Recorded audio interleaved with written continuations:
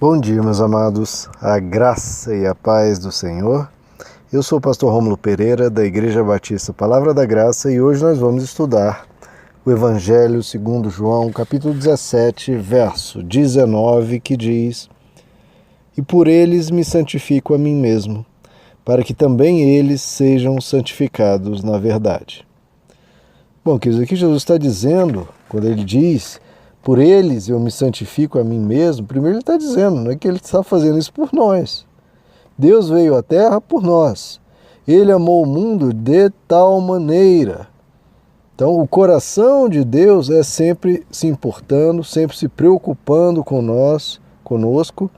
E ele vem então, ele diz, eu me santifico a mim mesmo. A expressão que Jesus está utilizando é eu me dedico completamente, eu me devoto integralmente nessa missão, ao ponto de ele dar a vida em nosso favor. A alusão aqui que Jesus faz, lembrando que o capítulo 17 é chamado de oração sacerdotal de Jesus, porque Jesus segue muito semelhantemente o esquema de oração que um sumo sacerdote fazia diante de Deus no dia do perdão, no dia do Yom Kippur, em que ele orava por si mesmo, orava pela nação, pelos seus discípulos e depois pelo povo em geral.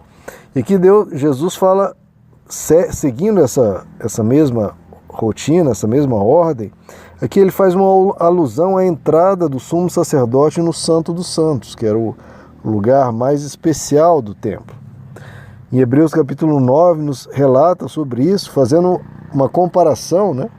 Assim como o sumo sacerdote entrava no templo, né, diante do Santo dos Santos uma vez por ano, Jesus, ao morrer na cruz, ele não entrou no Santo dos Santos de um terreno, de um templo humano, num templo erigido aqui na terra.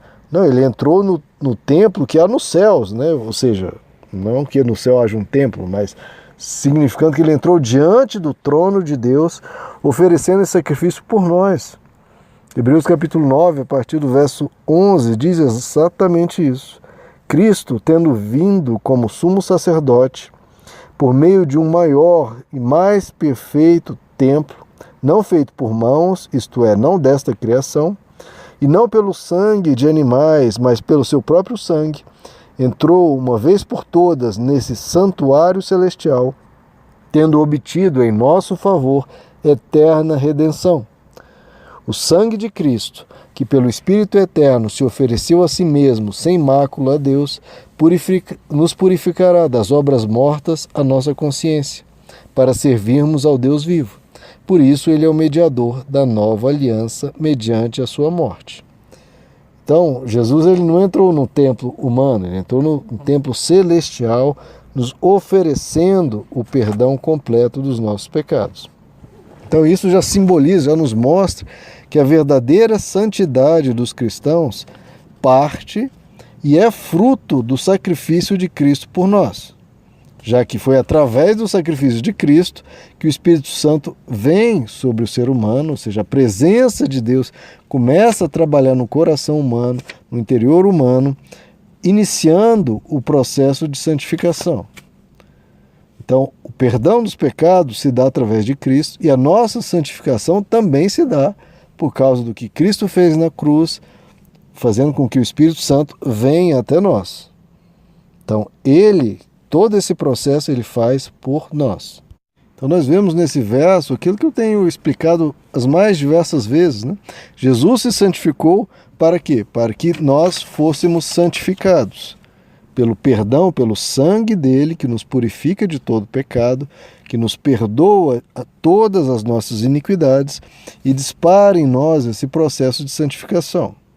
Então está aqui nesse verso, resume o propósito do Evangelho, nos ensinar que Cristo dedicou a vida dele, morrendo na cruz, para nos santificar pelo perdão oferecido e para que esse processo de santificação se iniciasse e desse prosseguimento. Então, para quê? Ele diz, é por eles, por cada um de nós, que ele se santifica, e para quê? Então, esses dois pontos, por eles e para que também eles sejam santificados na verdade. Então, eu tenho comentado isso, as pessoas perguntam, qual a vontade de Deus para a minha vida? Já está escrito. Não é opinião minha ou de fulano, ou preciso de uma revelação. Não, isso já está escrito.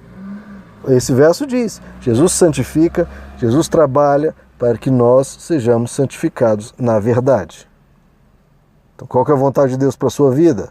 É qual cor de carro você vai comprar, o lote que você vai comprar tem que ser no bairro X, no bairro Y? Queridos, por favor. Deus está muito mais acima do que isso. E não, essas questões tópicas, decida você. Se instrua, conheça, corra atrás, tenha sabedoria. Agora, o que Deus quer realmente é transformar o seu coração. Que Ele quer mudar a sua forma de enxergar a vida, a sua forma de tratar as pessoas, os seus valores, o que motiva o seu coração, a estrutura da sua alma, a tua vida espiritual. E isso durante 2000 anos se sabia disso. Hoje se esqueceu completamente, não se sabe nada disso. Agora Deus está interessado quanto dinheiro você tem, etc. Não, queridos. Deus se preocupa com o coração. Deus quer para que também eles sejam santificados na verdade. 1 Tessalonicenses capítulo 5 diz que a vontade de Deus é essa. Está escrito de forma mais clara impossível. A vontade de Deus é essa, a vossa santificação. Então, quem é que foi enviado por Deus à terra? O espírito do dinheiro? Não. O espírito do qual emprego você vai ter? Não. É o Espírito Santo. E o Espírito Santo, o que ele faz é nos santificar. Então Deus quer transformar a sua vida. Entrar dentro do seu coração e fazer um reboliço. Transformar completamente. Edificar quem você é. E ele faz isso por meio da verdade. Para que sejam santificados na verdade. Por isso que o Evangelho tanto fala, conhecereis a verdade, e a verdade vos libertará. Então nós temos que conhecer o Evangelho. O que Jesus trouxe, Deus se deu ao trabalho de sair da glória, entrar num corpo humano que sofre, que cansa, que dá trabalho, para nos entregar uma mensagem. E as pessoas não conhecem a mensagem, não querem conhecer a mensagem, só querem saber se devem comprar um lote num bairro X, num bairro Y. Qual é a vontade de Deus para isso? Ou seja, todo o espírito pagão, né, da pessoa que vai a um xamã, ou vai a um pajé, ou vai a uma cartomante para saber essas questões tópicas, e que nunca foi a vontade de Deus, é isso que as pessoas acham que é cristianismo. Que é revelação de Deus. Não, revelação de Deus, o que Deus revelou é que Ele quer que você seja transformado.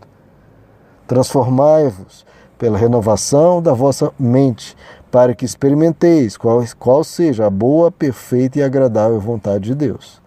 Então, para ter essa vontade de Deus, para que se cumpra a vontade dele na sua vida, você precisa ser transformado pela renovação da sua mente. Enquanto a sua mente não for renovada e você por inteiro for transformado, Deus ainda não cumpriu a vontade dele na sua vida. Essa é a vontade dele. Então é por você que Jesus está se santificando e te demonstrando o Evangelho em palavras e em ações para que nós sejamos santificados na verdade.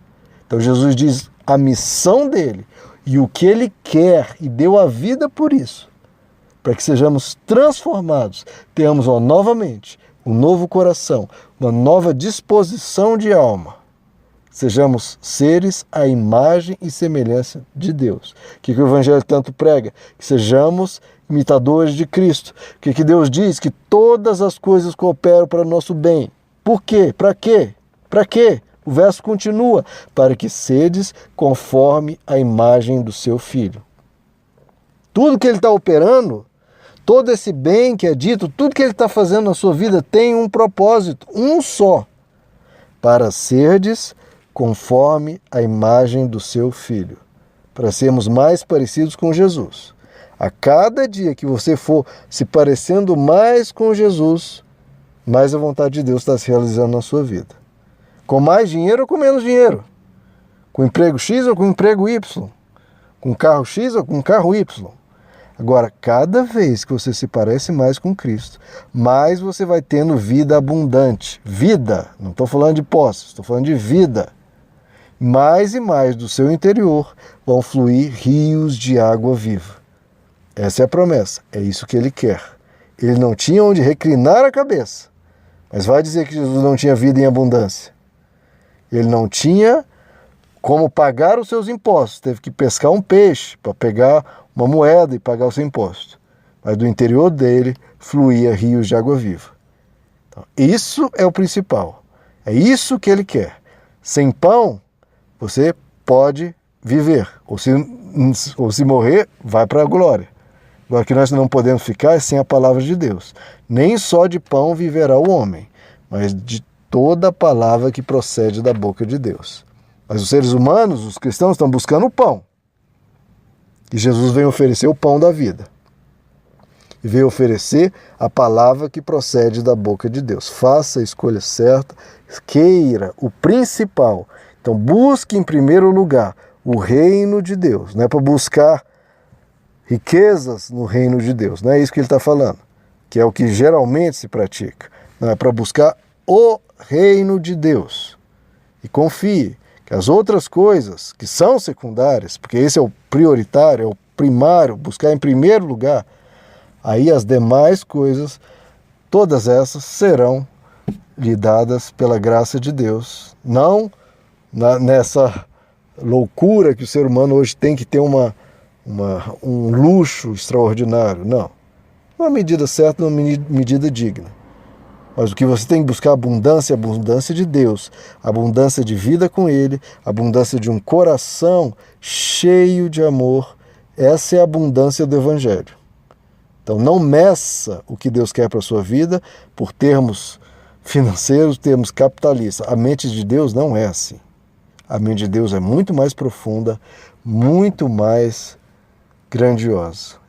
O Deus que nós servimos, que você seja transformado pela renovação da sua mente. Meus amados, que Deus lhes abençoe, a graça e a paz do Senhor.